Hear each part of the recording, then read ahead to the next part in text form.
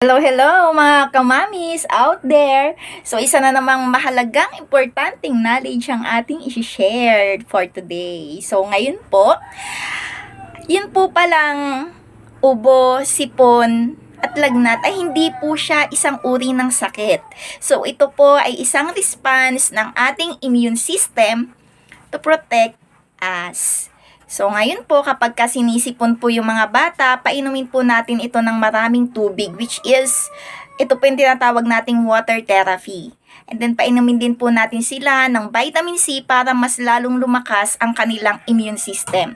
So, once po kasi na sinisipon ang bata, automatic po, may bacteria ito.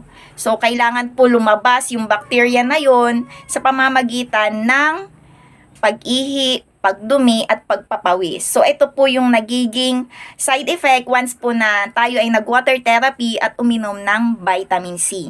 So, wag po nating painumin ng mga gamot na galing sa, alam nyo na po, dahil may mga side effect po ito. Ugaliin po nating magbasa ng yung maliit po na papel na nakalagay doon sa box ng mga gamot na pinaiinom natin sa ating mga kids. So, may mga warning signs po doon para din po maging knowledgeable tayo bago natin painumin ng gamot yung ating mga anak. So, importante po yun dahil health is wealth, sabi nga.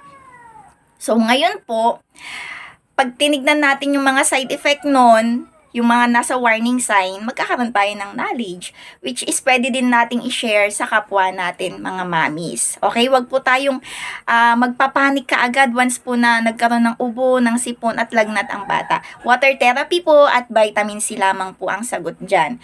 So, kadalasan po kasi ngayon mapapansin natin sa mga kabataan, malabo na yung kanilang mga mata. So, dahil po ito sa side effect ng gamot na pinaiinom natin sa kanila. Once po kasi na pinainom natin sila ng mga synthetic drugs na gamot, yung liver po natin nagiging apektado. Nagkakaroon po ito ng damage, which is ang liver po connected po siya sa ating mga mata.